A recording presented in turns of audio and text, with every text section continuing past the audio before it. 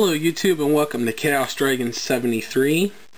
I have an updated deck profile for you and a recap on my locals. I took my favorite deck, which you should all know, is Chaos Dragons. I still run the 3 Light Pulse Art, still a wonderful card. The main card, if you will, in the deck. I'm still running 3 Red Eyes Darkest Metal. He just get your special summons of your Light Pulse Art or Dark Flare or any other dragons you want to keep special summoning and abusing. Run 2 Dark Flare. This card's amazing and Zector still hate this card. I run 1 Galaxy Eyes still. This is good. Usually when I'm siding, he's the first one to go out normally. But he's still a good card and I still like to run him. I run 1 BLS, it's a Chaos build, so yeah, you have to run him. I knocked Eclipse Wavering down to 2. I did that because of wanting to main deck another card for the format, because it's to the point where you just can't play cards you want to play. You have to play cards that the meta's forcing you to play. So I knocked him down to 2. I run the Ninja Engine still. I love the Ninja Engine. It actually saved me in the tournament, and I'll get on to that later. 2 Lila, 1 Raikou. I didn't use him once, which made me sad because he's an awesome card. 2 Divine Dragons and 1 Infect Veiler. That's what I replaced over the Eclipse, because it's sad this format requires you to main deck at least 1 to 2 Infect Veilers, if not making you run 3. Next is spells with my Auto Win Future Fusion. This card is just really wonderful. I love it. I'd hate to see it banned. But yeah, this is usually, if you play this card, you have game. It's sad, but it's true. 1 charge of Light Brigade for the small Light Sword engine. 2 Forbidden Lance. 1 Dark Hole. 1 Heavy. 1 Book. 1 Monster Reborn. And 2 MSTs. Next I have 2 Ninja Arts. I knocked it down to 2 just to make the deck smaller, because I was running 42 cards and I don't know how it happened. I always thought I was running 41. But so I knocked it down to 2. Run 2 Bottomless, 2 Call, 1 Mirror, 2 Torrential, and 1 Solemn Judgment. That's what I ran at my locals.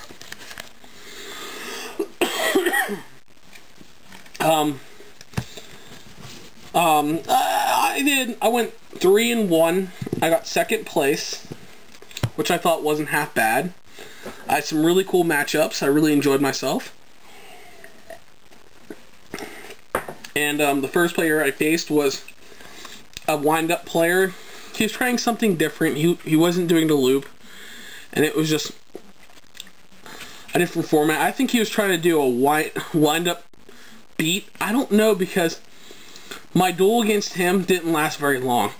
The first duel, I OTK'd him. I didn't even know what he was running. I beat him that fast. Like, I had no clue. I didn't see any wind-ups at the time. And I just, like, bam, done.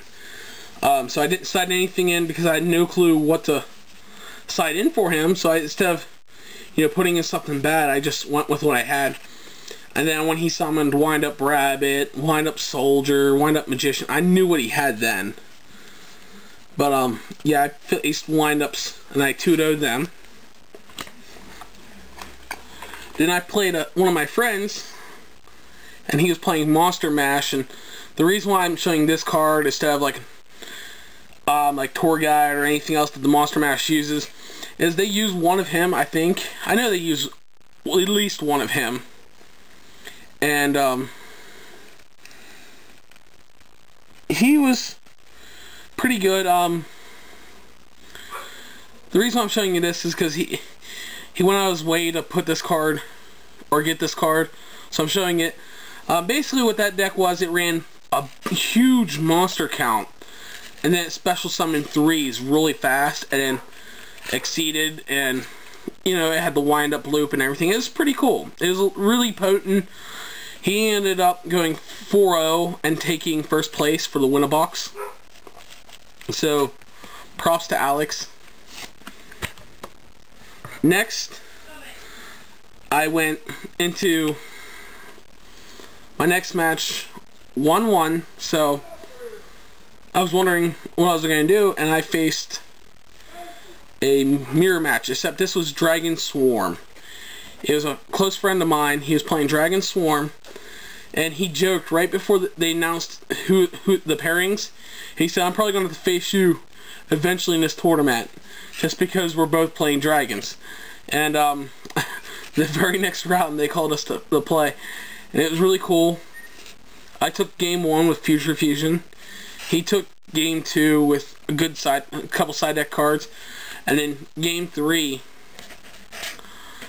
I just basically had enough power just to keep pushing until I won. So this hands down was my funnest matchup. You would think this would be a nightmare, but it was actually really fun because it was a good friend of mine. We were enjoying ourselves. Basically like how the card game should be played. You're supposed to enjoy yourself. It's a card game. And we just had a blast playing each other. I really enjoyed myself.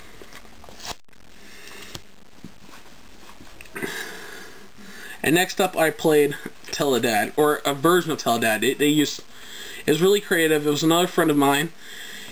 He was running a version, like he runs Teledad. He likes really Teledad, so he runs different versions each tournament. And this time he was running Treeborn Frog, and stuff like that. He was running like a frog engine with Teledad. It was really creative. It's hard to explain. He used a lot of darks and a lot of tribute fodder, so that's how he ran. So I knew to side out my MSTs against him. So game 1, I beat him. Going to game 2, and we're getting through. Like I pushed with a huge amount of dragons and had him down to real little life points. I think it was like 700, and he started making a comeback, wiped my field, slowly pushing more and more damage.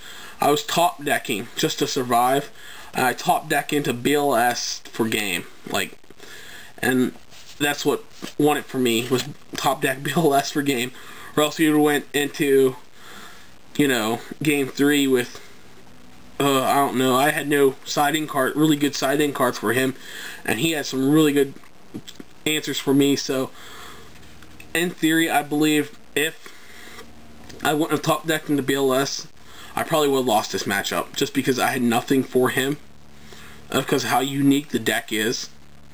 I side in for meta and what I think is going to be there. So when something unique comes up, it's hard to face.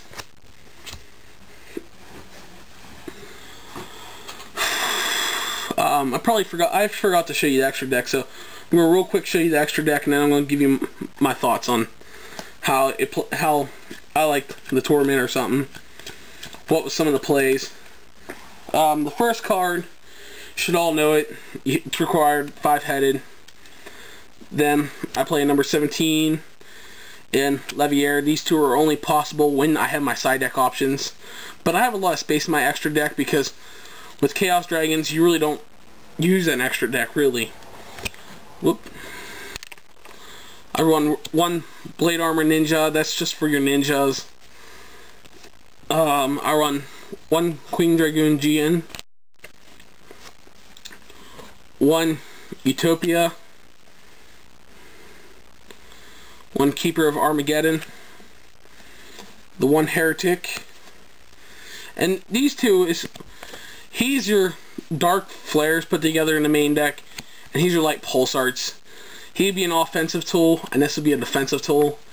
Like, your opponent, when is going to go for game, push for game, and you just need a wall. You overlay, and you have no Red Eyes Darkness Metal engraved. You overlay your 2 light pulse arts. Use his effect. Bring out Red Eyes Darkness Metal. Use Red Eyes Darkness Metal effect to bring out another light pulse art. Now you have a semi little wall built just so you won't say die. Or if you need to speed up a little bit, it's nice for that too. 1 Catastor, 1 Brinoc, 1